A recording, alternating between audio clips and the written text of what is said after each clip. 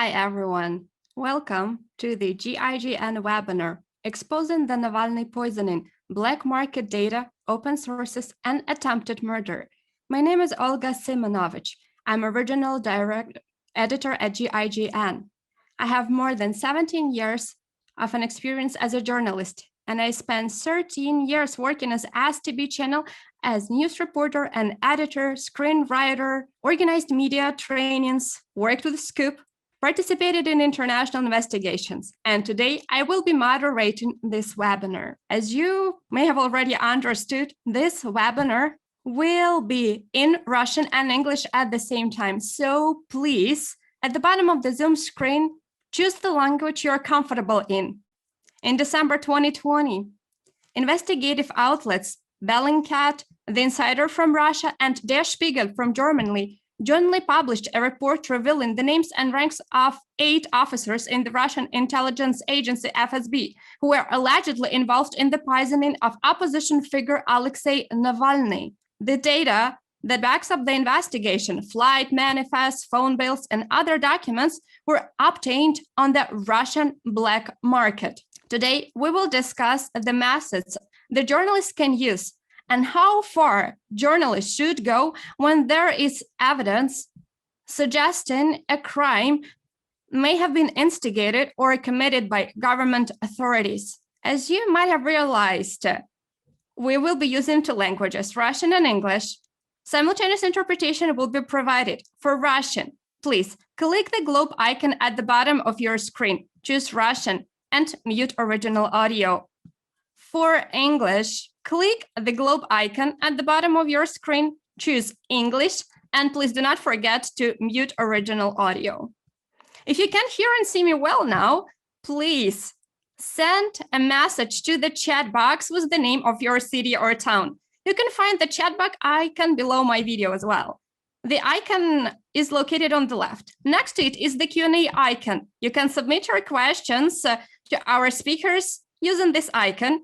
In both English and Russian, we will make sure to translate them. And now allow me to introduce our speakers. Dorothy Byrne is editor-at-large at Channel 4 Television.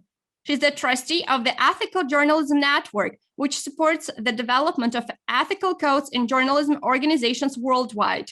Roman Dobrokhotov is founder and editor-in-chief of The Insider.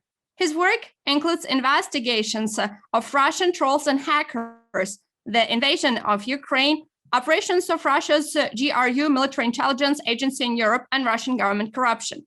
Christo Grozev is a lead researcher at Bellingcat with a focus on Russia-related security threats and the weaponization of information. Roman and Christo shared the 2019 European Press Prize for unmasking the Salisbury poisoning suspects.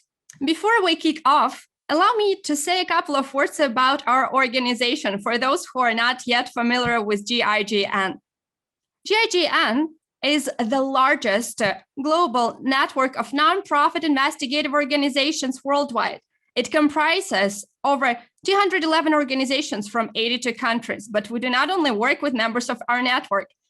We share tools, contact details, help journalists to keep in touch with one another from different countries. We hold international conferences. This year, our global conference will take place in November online. And in 2022, we hope that all of the restrictions will be not in place anymore and we'll be able to meet in Sydney, Australia. We provide fellowships for those who cannot afford visiting conference at their own expense, but are actively involved in investigative journalism and would like to meet their peers from other countries. Also, on our website, in our social media, you can find more information about conferences, grant opportunities, fellowships for the journalists. There you can also find different tools, methodologies, and guidelines for your work and learn more about useful experience of our colleagues from all across the world.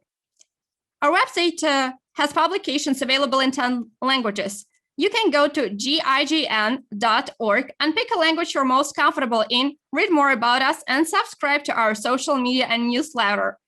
You can also find GIJN help desk contact information on our website. If you're looking for information or partners in a different country, or are in a deadlock with your investigation, please do not hesitate to contact us. We will try to answer your question or help and put you in touch with the experts who can help solve your problem. We also host webinars. Today's webinar topic is exposing the Navalny poisoning, black market data, open sources, and attempted murder. Each of our speakers will have 15 minutes, and afterwards we will have a Q&A session. Please submit your questions to your Q&A box so that they don't get lost in the chat box. First, I'd like to give the floor to Roman Dobrokhotov, the Insider's founder and editor-in-chief from Russia. Roman, please tell us, how did you start this investigation? Which methods were already known to you and which ones were new?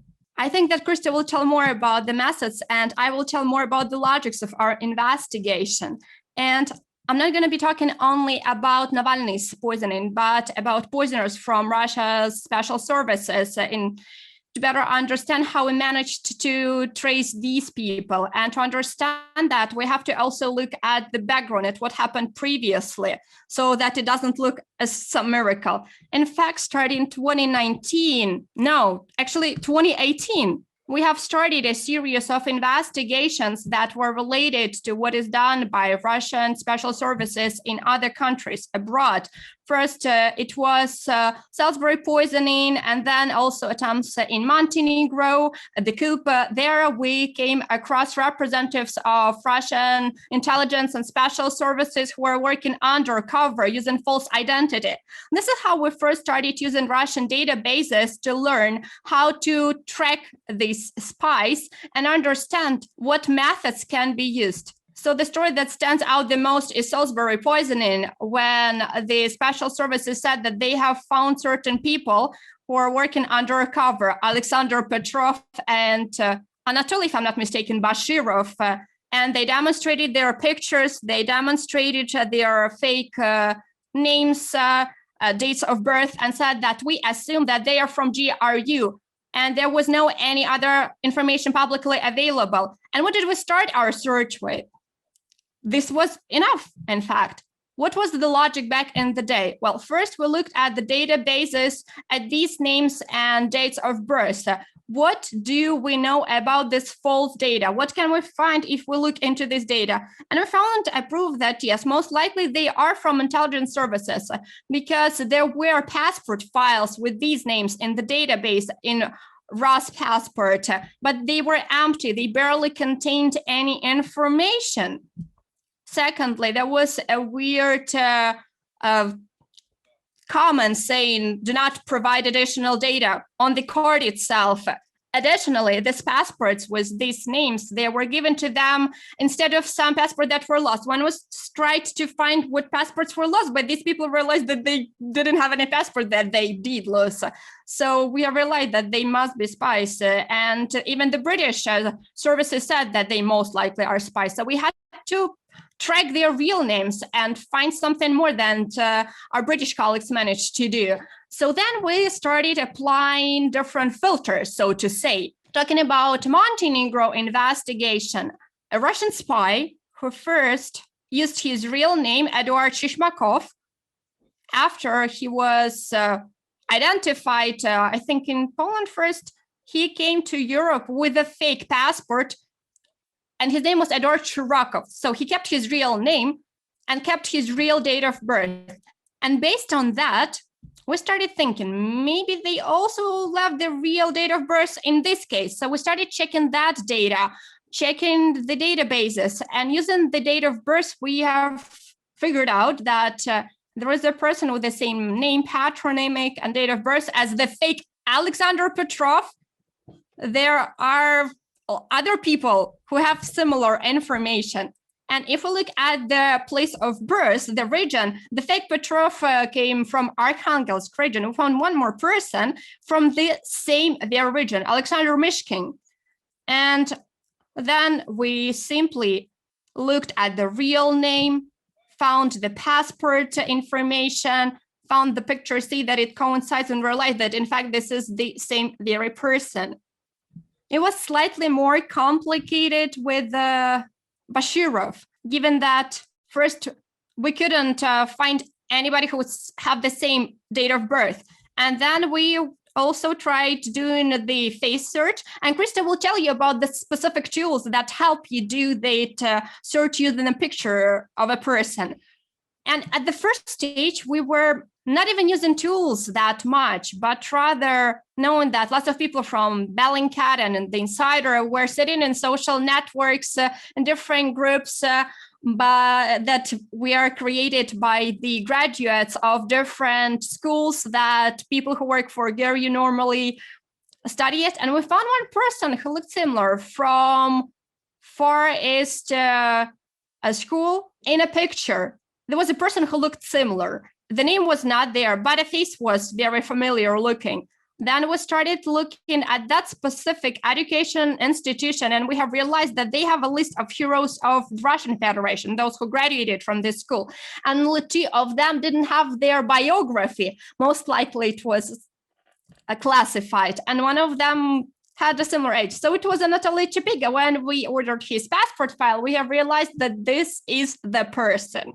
So as you can see, mainly we were using open source social media, social networks.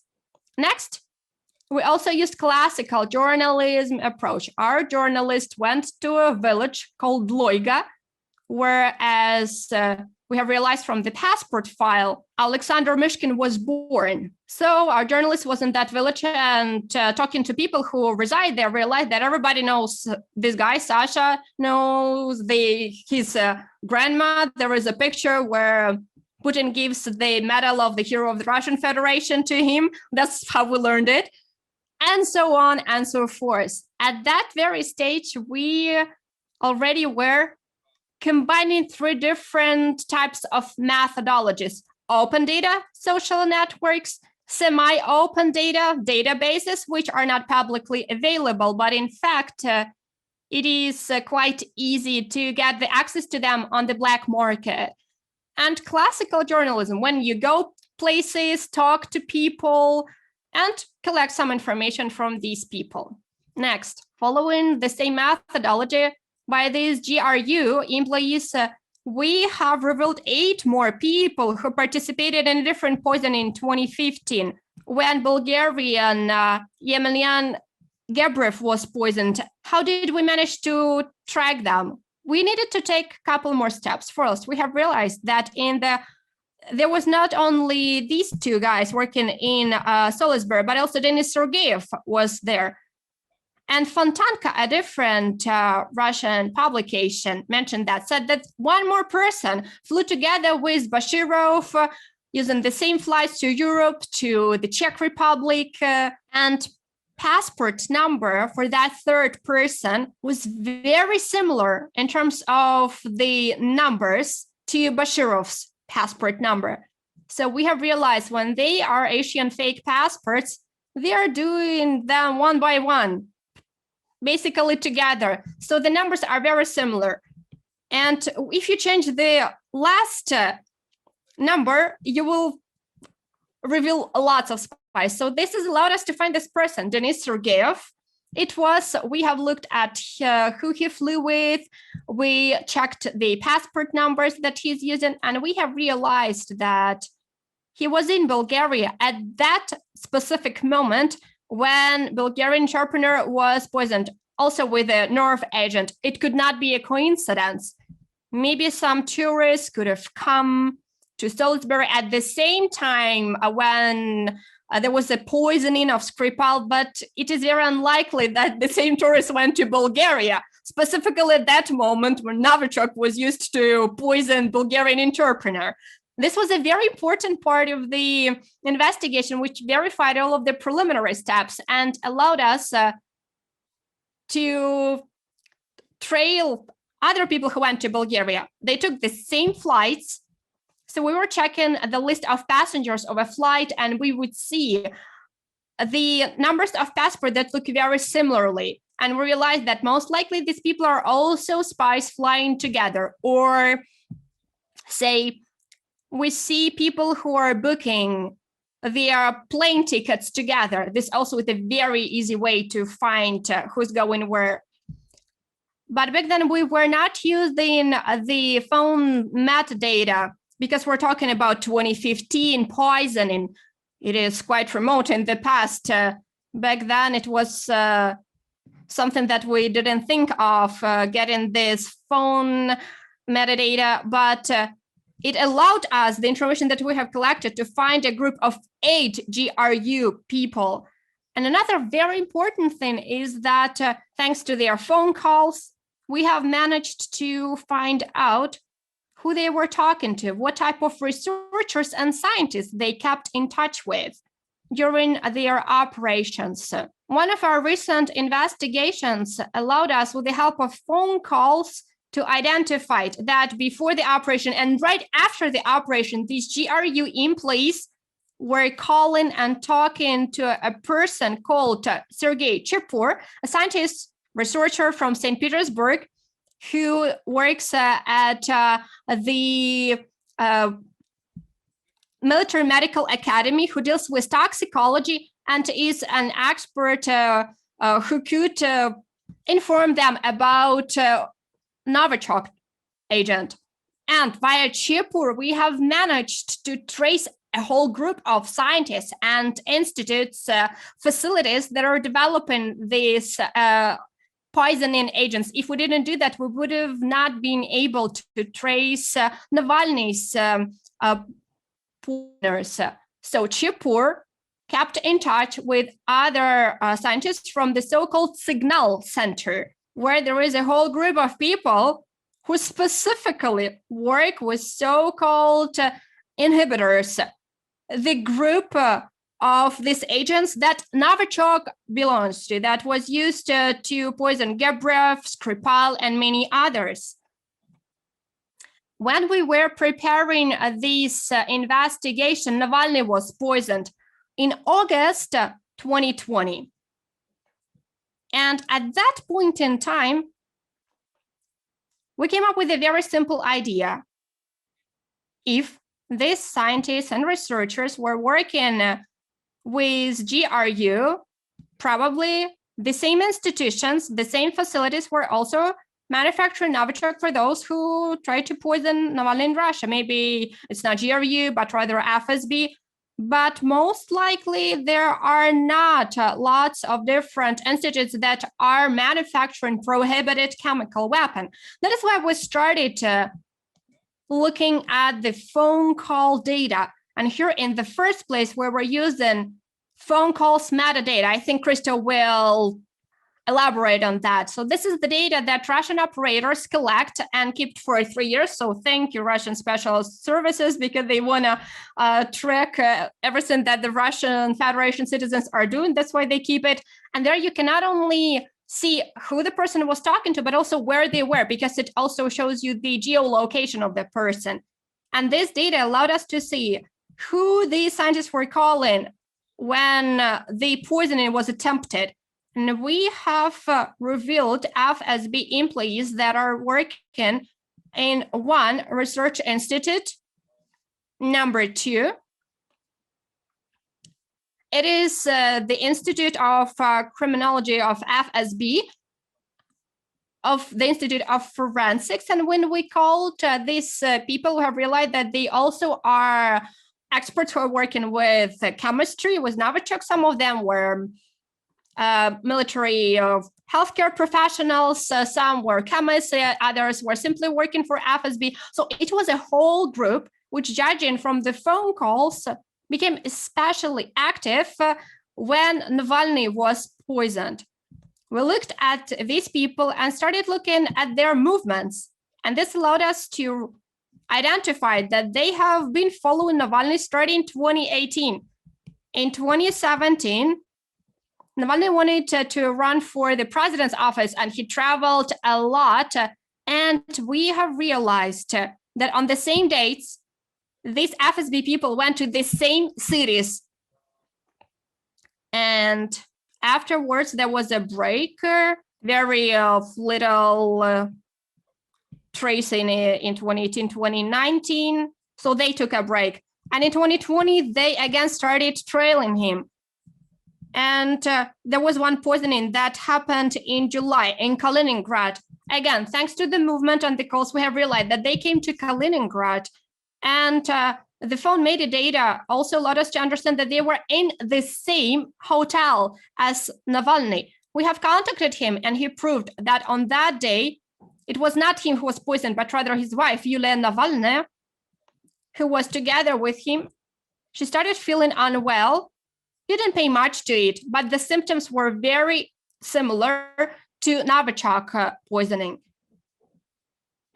And here we also used classical journalism and digital journalism. We contacted employees of that hotel and they proved that some people came there to that hotel, talked to the director of the hotel, asked to turn off all of the cameras and get the access to the rooms at the hotel. Then it was very simple afterwards. We looked at what happened in August and we have realized that they truly flew to Novosibirsk together with Navalny, and also have realized that one of the group, the majority of them did turn off their phones, but one turned his phone off for several seconds. First in Novosibirsk, then in Tomsk. And this is the route that Navalny took. So it definitely excluded any coincidences. And this clearly were not simply FSB employees who were trailing Navalny, because among them were experts working with Novichok. Nobody would send a chemist to simply trail an activist. So then we realized that we have all of the necessary evidence. And the final thing that helped us realize it all was when we started calling these people, and most likely everybody has heard about Alexey Navalny, who decided to himself call one of those people who attempted to poison him. And that guy thought that he's talking to Patrushev's assistants, who is the head of the Security Council of the Russian Federation, as if he asked to provide a report about this operation, and Grozev talked to Navalny for 40 minutes and detailed everything about the operation, proved all of our assumptions, and even provided us with new data saying that it was also on the Alexey Navalny's underwear. We had this assumption, and they have proved it. This is the easiest way to poison the person, because that would be the only person touching the underwear. And then we have realized that here we will not find any more evidence, because they basically told that it did happen. And then we found also some people who were murdered with these poisoning agents, who were also killed by the same FSB people. We have proved that Vladimir Kara-Murza, Russian activist and politician, was also poisoned by these people twice.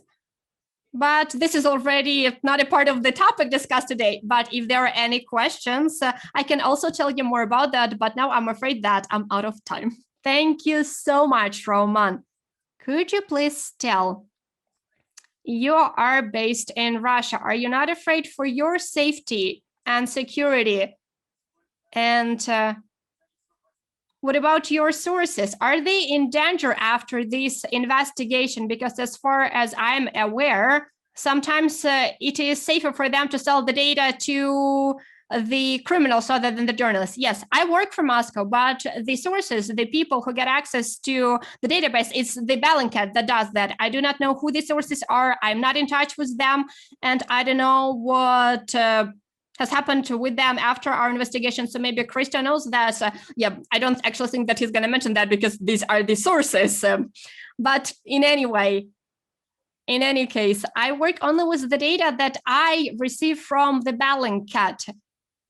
And in this case, there are no any risks for me, because I am working as a journalist with the information gained and collected. Of course, it doesn't mean that I'm 100% secure and safe, because if Kremlin can attempt killing Alexey Navalny or some other outstanding people, such as Vladimir Kara-Murza, it is clear that they can also easily kill a journalist. But working from Russia is quite important, because there are lots of tools available to you when you're working from within the country. We have some journalists at the Insider who are working from other countries, but to keep in touch with the Russian reality, to go to that village where Mishkin was born, to that Olga village, you had to be based in Russia. And this type of journalism needs you to be in the country. Thank you very much. And now I would like to give the floor to Christo Grozev from the Bellingcat. His presentation is translated to Russian. We will now send you a link to the chat box, so please feel free. Also opening his presentation in Russian. Christo, now over to you. Could you please tell us about the methodology of the investigation and what the journalists should be aware of to do this kind of investigation? Sure. Good morning, everybody, or good afternoon, depending where you are. I hope you can hear me. The important thing to preface the conversation with is that our methods include both open source and closed source data. And in particular, the closed source data are very specific to this particular market, to the Russian market. So they may not be always applicable to every single other jurisdiction, but in this particular case, they work in Russia. And what we have also learned is that a lot of the methods, a lot of the type of data can be accessible also in other, let's say, non-completely free environments, not completely free countries.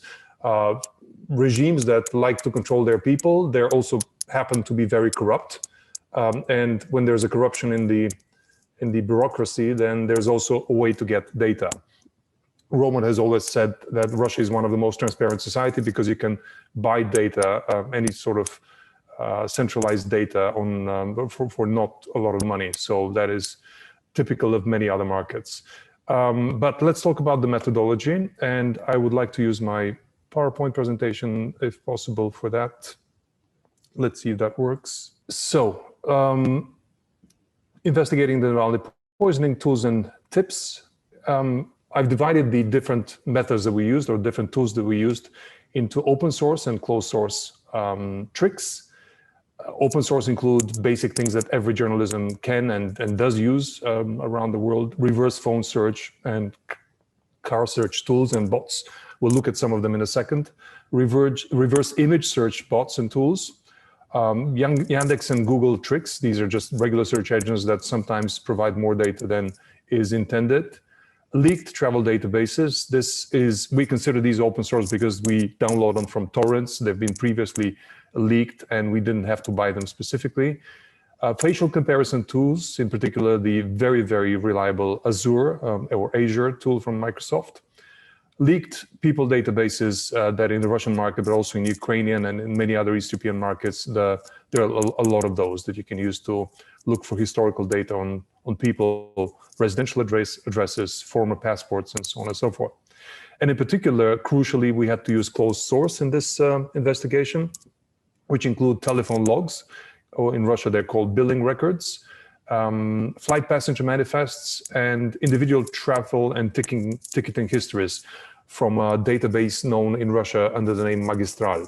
In addition, under closed source, I forgot to include here just passport data, which is every Russian citizen has a passport file, which includes not only their current passport photograph and current address registration, but also the previous ones that are linked to previous passports. So these are the kind of the overall tool set that we had to conduct this investigation. Let's look at some of them and how we use them in this particular case.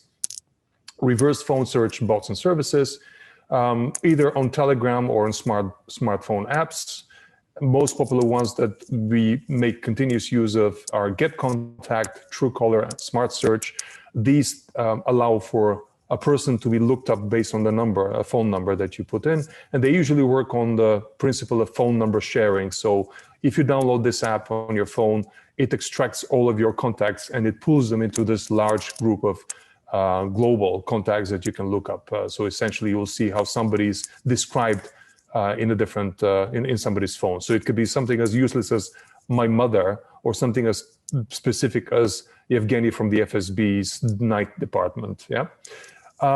Then Eyes of God and Quick OSINT bot are also Telegram bots that provide a bit more than just the number, the name of the person, usually the address and some other additional data. Additional helpers that we use occasionally: Viber, WhatsApp, Telegram, Skype. I mean, a lot of journalists know that if you have a number and you put it into Skype into the search bar, you may end up with the name of the person if they've connected their phone number to the Skype program. And the same with Viber. On WhatsApp, you're going to likely end up with a photograph connected to the name, and then you can do a face search to continue your research. So some of the actual two results that we got from these tools in our investigation, when we looked at one of the numbers that we found in the call records of the FSB Poison Squad managing director's phone records, he came up as Vladimir Panyaev from the FSB. So that's a pretty good clue that it's somebody from the FSB. Another number we looked up, which is the famous Konstantin Kudryavtsev, as it turned out, the one who gave the 50-minute confession to Alexey Navalny. In the way that his number was described, there was a mention to a town called Podlipki. This is a suburb of Moscow, and we didn't know the significance of this, but we knew that there's some significance of the town of Podlipki because it showed up in the phone records of several of the other members of this poison squad. And then we found out ultimately that there is a closed FSB sort of research center in this particular suburb that is not public knowledge and nobody knows about. And we found, as you see on the right, we found the same thing in the phone description of Alexandrov, one of the other members of the kill team.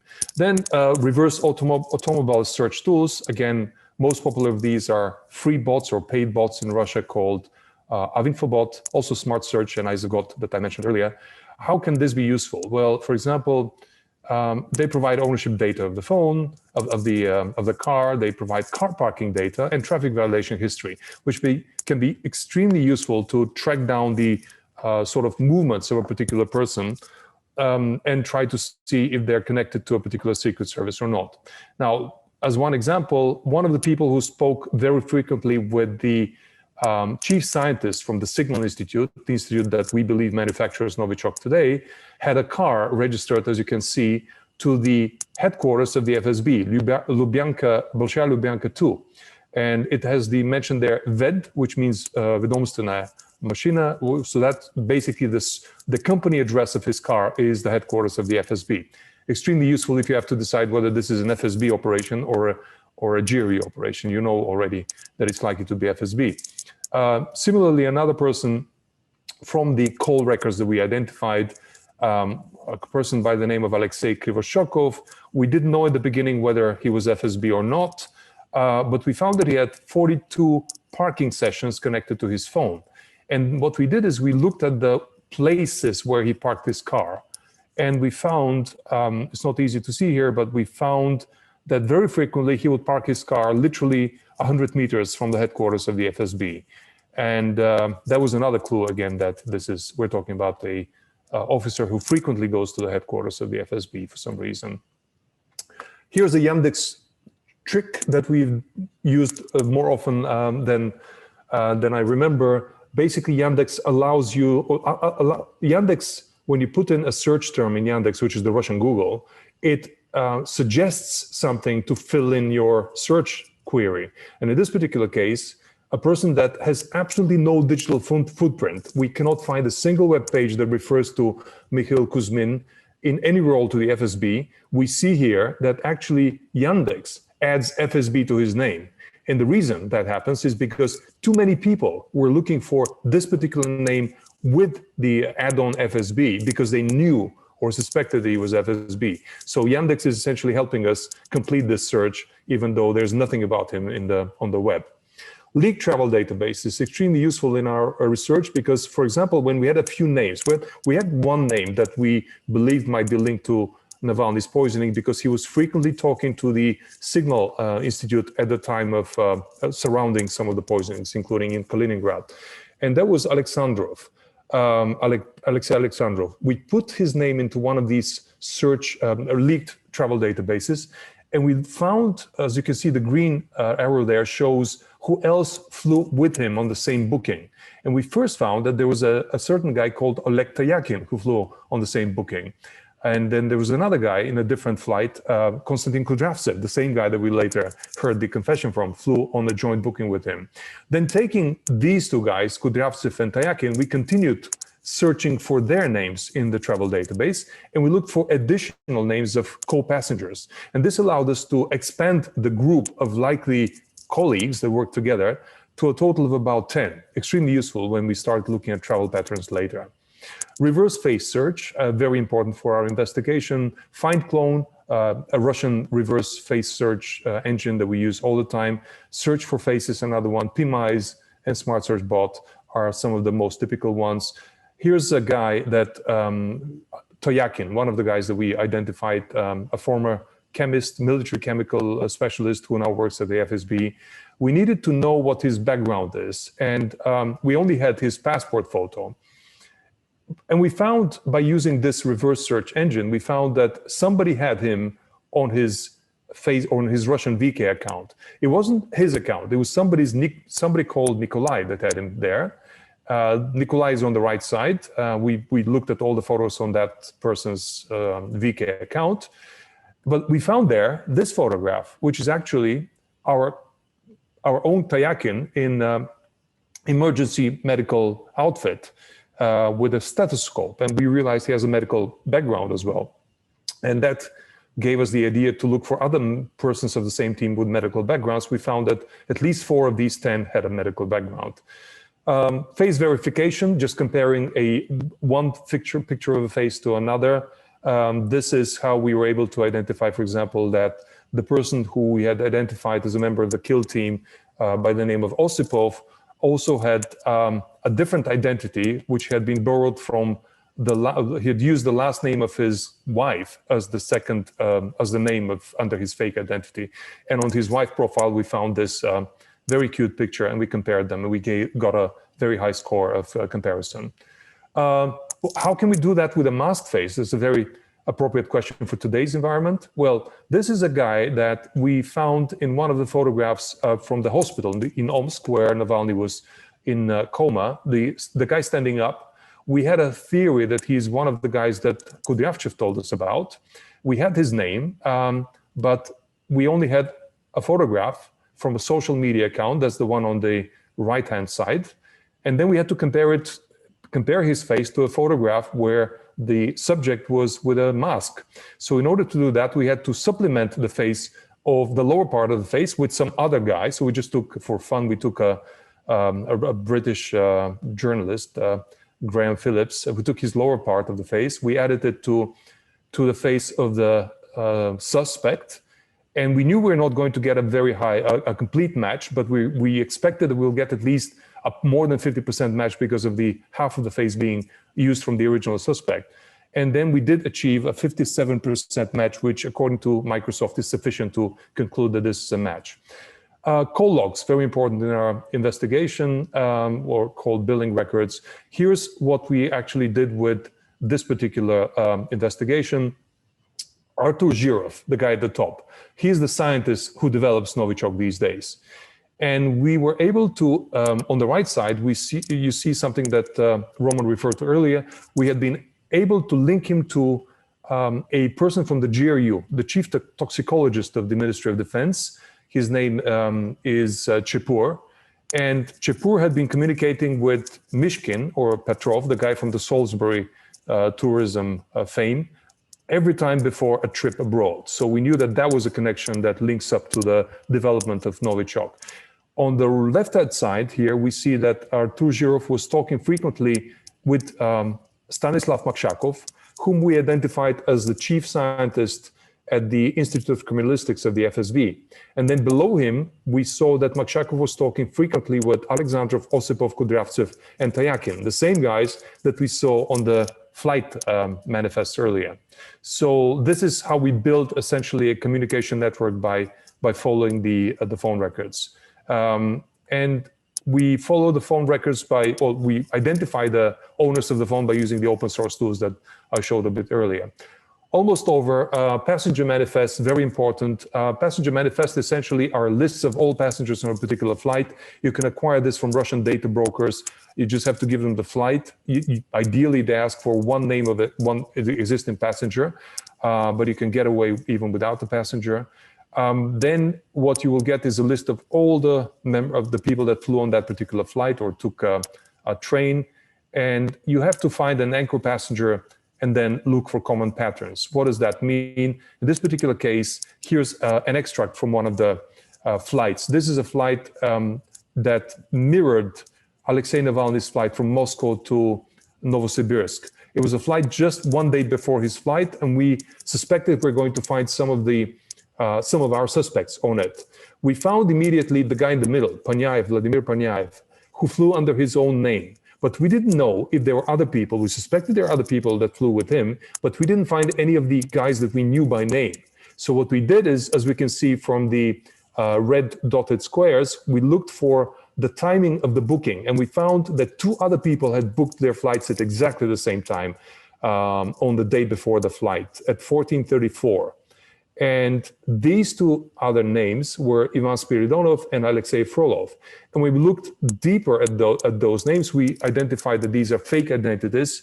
They didn't exist in any of the passport databases, but more importantly, the birth dates of these guys were exactly 1 year older than the birth dates of the guys we know about, Ivan Osipov and Alexey Alexandrov. So we essentially, this way, we discovered the way they created the fake identities of 2 of the guys. And then last on my list is the travel and ticket history, which again, you can acquire from either from whistleblowers working at the police or from data brokers in Russia. That is the full travel data of an individual person based on tickets. Let's look at what we found from the travel data of Alexey Frolov, the fake identity of Alexey Alexandrov. We found that one day before Alexey Navalny flew to Novosibirsk, he bought a ticket, and he bought it on the 12th of August, and the ticket was supposed to fly on the 13th of August. We see on the next line, we see that actually he checked into that flight. So actually he planned to use it on the 13th of August. Next, we saw that actually he flew out. That is an entry saying flight out.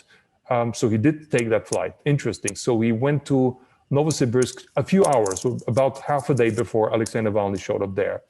Then we saw that on the 19th of August, he bought a ticket back from Tomsk, a new town where Navalny was at that point in time, to Moscow. And he planned to fly back on the 21st, the day after Navalny would be poisoned. Okay, but did he take this flight? No. Interestingly, the next line from this, the next entry shows that he gave up that flight. He returned the ticket, and he returned it on the morning of the 21st. Now, why would he return it? Well, maybe because Alexey Navalny was no longer flying back to Moscow and was stuck in Omsk, and he didn't have to go back because he needed to do some cleanup operations. And then what we found out is that on the next day, he bought a new ticket back from Moscow from another Siberian city of Gorno-Altaysk, and he took that flight. So by following not only the actual flights taken, but also the flights not taken, you can create a pretty good hypothesis of what was happening in the planning of these secret operations. So these are some of the tools we worked with. The next slide actually talks about some of the ethical and legal issues, but maybe that's something that Dorothy wants to challenge us on before we move to that. So I will stop at this point. Thank you so much, Christo. The most widespread question from our viewers, and this is what I also personally wanted to ask, is how is the black market doing now after this investigation? We know that Telegram blocked a huge amount of different channels on March 12th. So is it more complicated now to work with this type of data? There's no question it is much more complicated. It has been always more complicated after one of our major investigations are published. When we published the Skripal case, which was the first slap in the face of Russian intelligence services in decades, there was an immediate surge of closing gaps of data. And a lot of people complained that they can no longer get passport files and so on and so forth. But nothing compares to the closure or the attempted closure of the data market after this investigation. That includes both closing open source data sources such as the Telegram channels. I would say that 3/4 of all the open source bots are now closed, but there's still about a quarter that you can use. And the closed source data sources are much more difficult to get by. People are always Googling names before they provide data on them. And we as journalists also are not using that as much as we did before, just because we realize how dangerous this can be for sources. So yes, our preference now is to work mostly with offline data, with data that we've downloaded before, that will not endanger anybody. But even if you tried to get data, you would find a much bigger wall than before. Thank you so much. And now I would like to give the floor to Dorothy Byrne, editor-at-large at Channel 4 Television, a trustee of the Ethical Journalism Network. Dorothy, could you please tell us about what the editorials can come across? What could be the ethical dilemmas when doing an investigation? Thank you very much.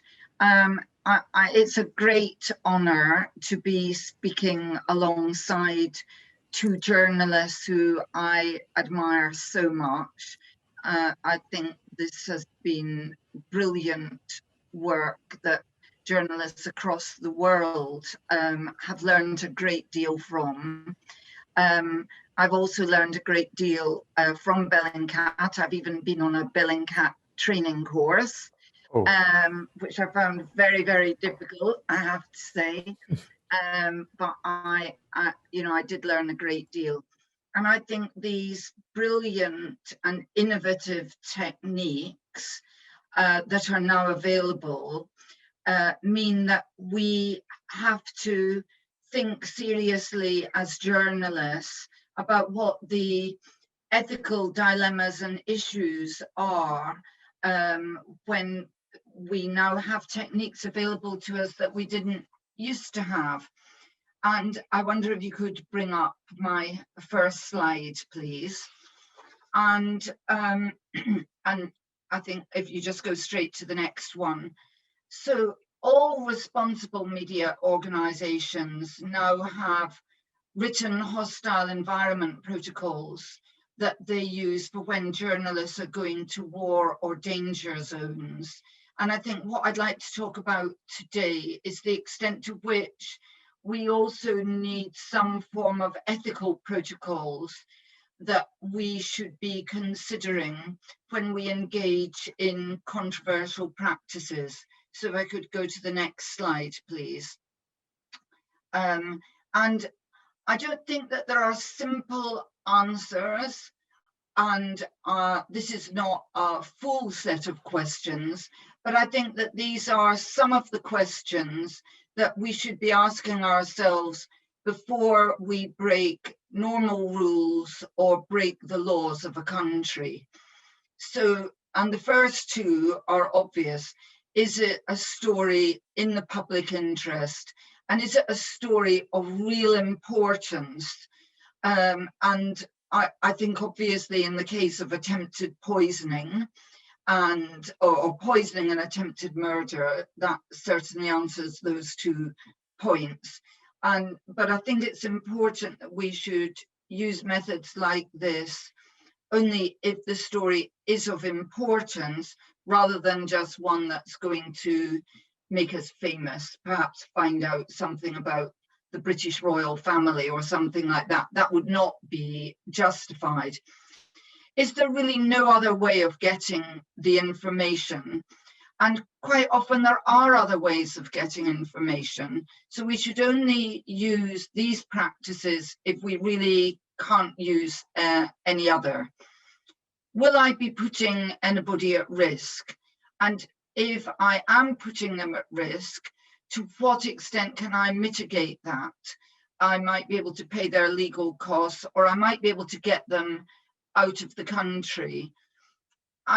We may still decide that we will put a person at a bit of risk, but we need to really, really examine that very carefully. If I'm paying a criminal, will I be encouraging crime? And what will the criminal do with that money? And I think if you're going to pay a serious criminal a large sum of money, then that is not a good idea, because a serious criminal with a large sum of money is probably or could be likely to use it to commit another crime. So I think you have to examine the amount of money.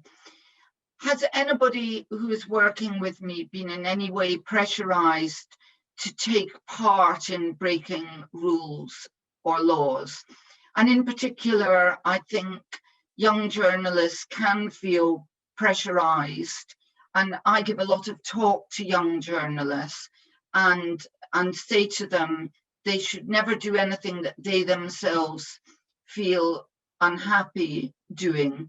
But we should be alert to the fact that we know young journalists want to make a name for themselves and might put themselves up to do something that really they shouldn't. And we've seen that in war zones, very young journalists going to war zones, and we wouldn't want them to do that, and we need to be aware of that here.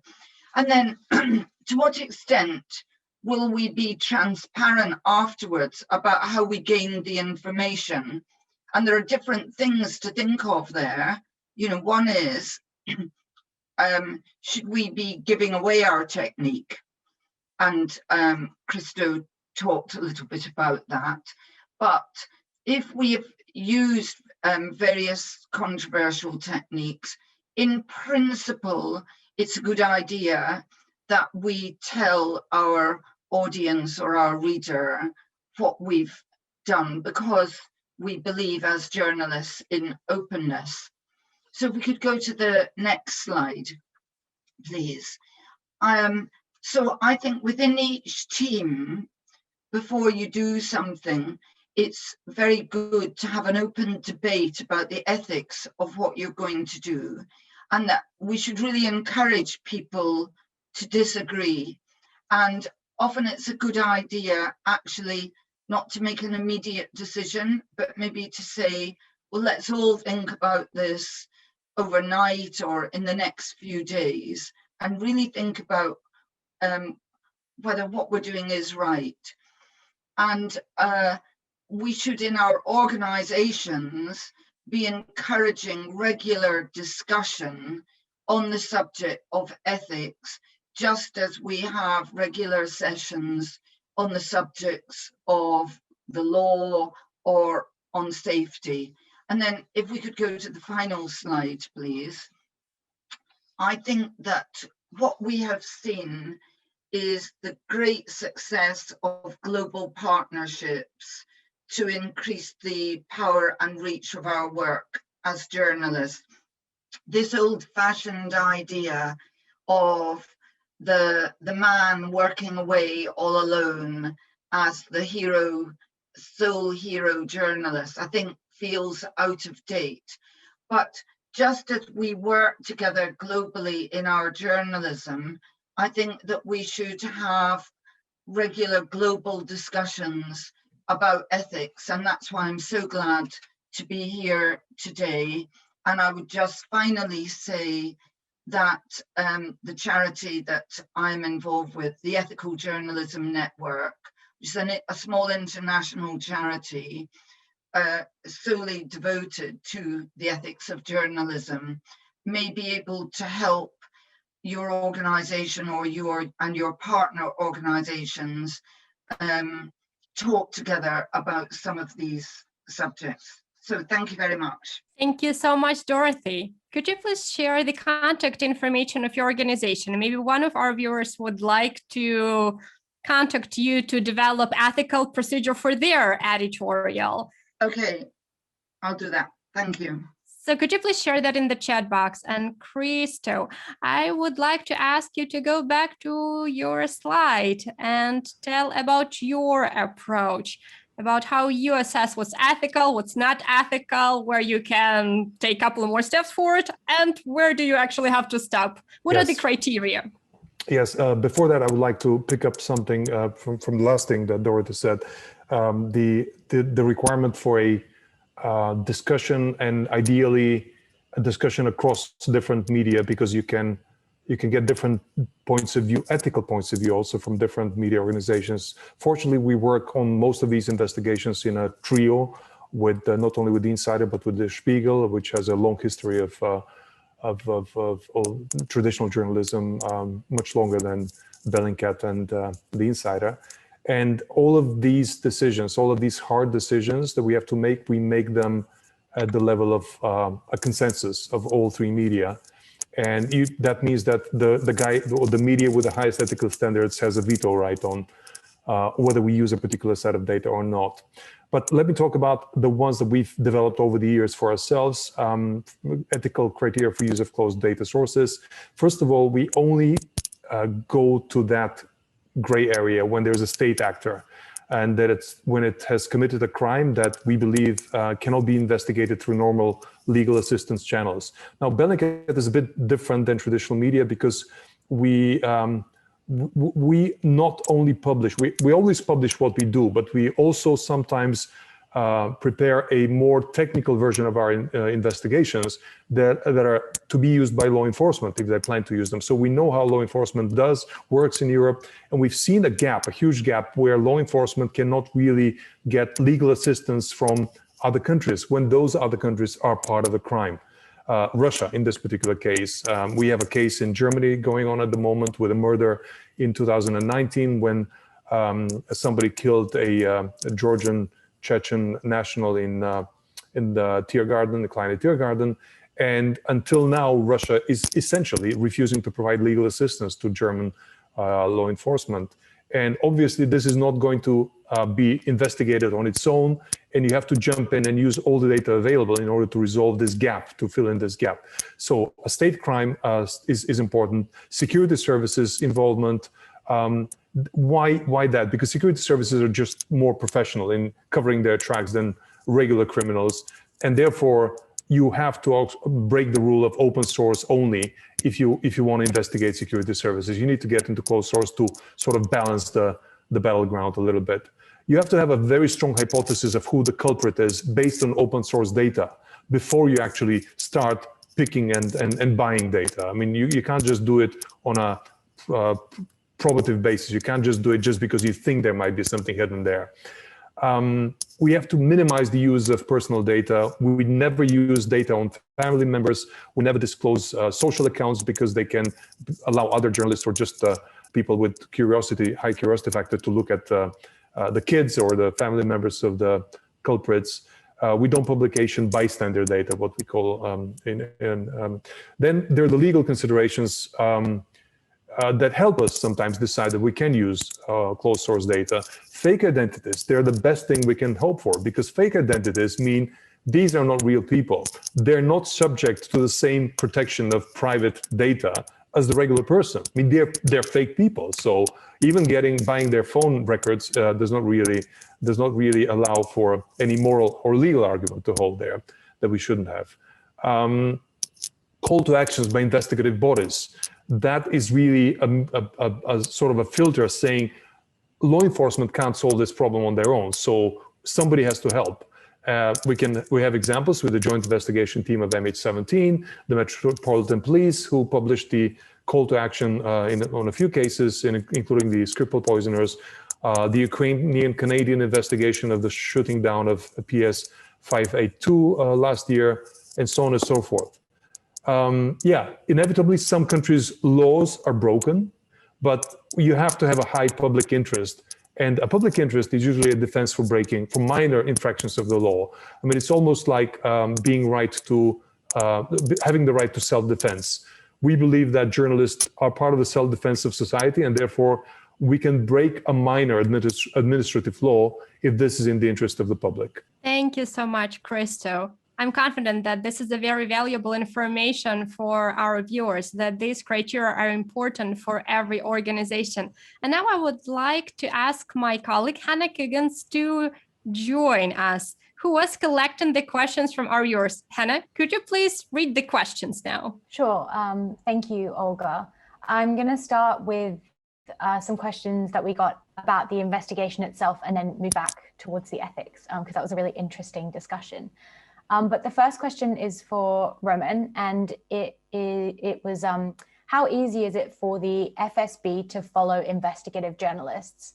Also, is it likely that the FSB has infiltrated some of the journalistic outlets, and how do you mitigate this in your investigations in the future? I think that FSB does pay a lot of attention to the work of investigative journalists.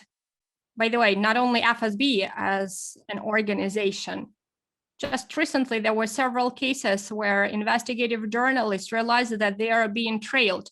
And in both cases, these were people related to Yevgeny Prigozhin, a person who also works for Kremlin, who is Putin's chef because he cooks for Kremlin leadership. But at the same time, he's also funding different military and armed groups, as well as different organized crime gangs within the country who also can threaten the journalists. And talking about FSB specifically, here, journalists in Moscow are not faced with it directly yet, even though among people whom we have found as the victims of the FSB prisoners, there was Timur Kwashev, a journalist from Severny Kavkaz, the Northern Caucasus, who was covering the court hearing that was overseen by FSB. And he was murdered by the members of the same group of people that attempted poisoning Navalny. So FSB, of course, poses a threat for the journalist. But in the case with the journalists who are working in Moscow with some high-profile cases to kill or to arrest a journalist like that, you need sanctions by Vladimir Putin personally. And until he greenlights it, well, of course, it can change at any moment. Erdogan is an example who has arrested more than 1,000 journalists, and Europe did not react in any way whatsoever. So it all can change. So what we're faced with at the moment are only digital mechanisms of asserting pressure on us. Me, as many other journalists, keep receiving phishing emails from the representatives of special services from the GRU group that we also were working on. And we think that most likely, of course, they are using the same mechanism that we do in our investigations. They see our movements, they know our phone call data, they most likely can approximately find out who we are in touch with. But if you're using protected messengers such as Signal, if you are protecting your computer very well, if you have two-factor authentication, then it will be very difficult to understand what you are actually doing. Yeah, great. Thank you so much for that, Roman. I have a question that came in for Christo.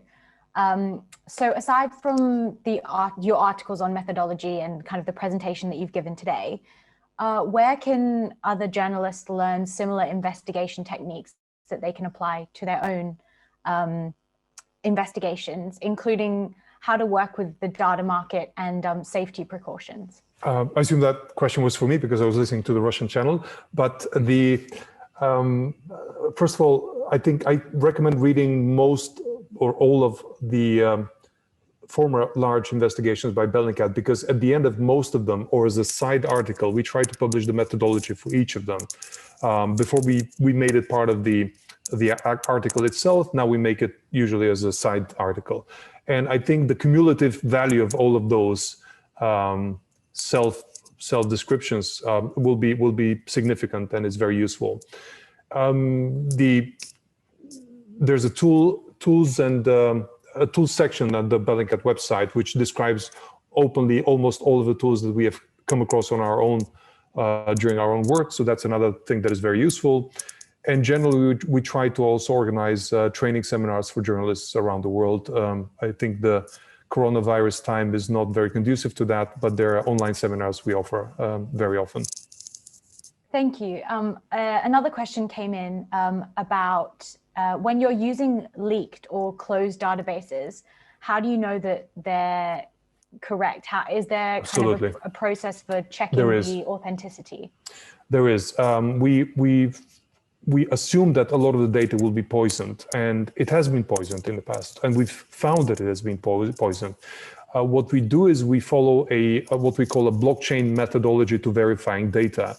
So when we get a current passport file with a photograph, before we actually trust that passport file, we have to make sure that the data for about previous passports that is contained in that file can be found in previously leaked offline databases, because if the FSB can change something in the current data set of current passports, they can't do for old passports. They haven't discovered how to travel through time. I mean, if they had, they would be poisoning database in the past as well. But yes, we have to make sure that something offline from a few years ago flows into the data from today.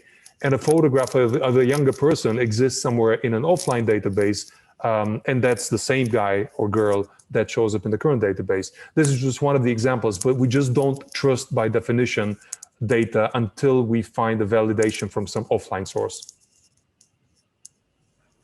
That's really interesting and quite a difficult issue, I imagine. A question came in for Dorothy.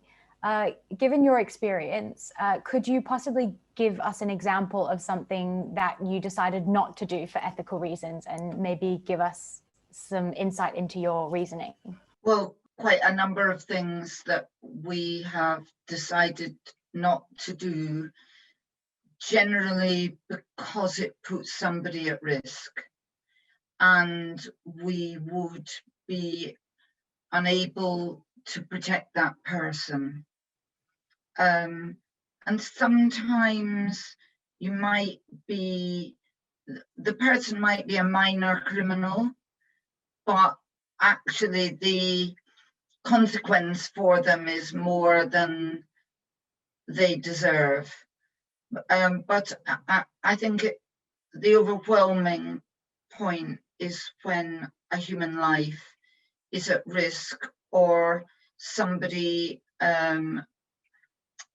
actually could sometimes be mistaken for being the source of the information, even although they're not. And that's why it's really important to discuss these things and to really work it through and think, well, when this story comes out, what will the effect of it be? To sort of think ahead and assume what are all the things that could go wrong, because some of them might. Just off the back of that, you talked about discussing things as part of a team in a lot of the investigations that you've worked in. And this question is open to any of the panelists, but how do you navigate ethical considerations in a team where people might have different ideas of what is ethical? Well, I would just say briefly that I agree with Christo, that if there is somebody in the team who doesn't want to do it, we don't do it. And that's the same principle that we use in danger zones. If you have a team in a danger zone and one person says, it's not safe, we need to get out, then everybody gets out.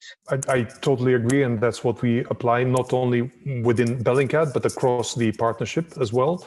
So if somebody within Bellingcat had a problem with it, we would not even put it for discussion with the Spiegel or the Insider, because we know that it's already been vetoed. If I could add an example to the previous question that Dorothy answered, we've given up a lot of stories where we cannot show the proof, the chain of proof, unless we disclose an innocent person. In one particular case, there was a GRU officer who was involved with one of the poisonings, but he was a secondary character. We had a debate whether to show how we identified him.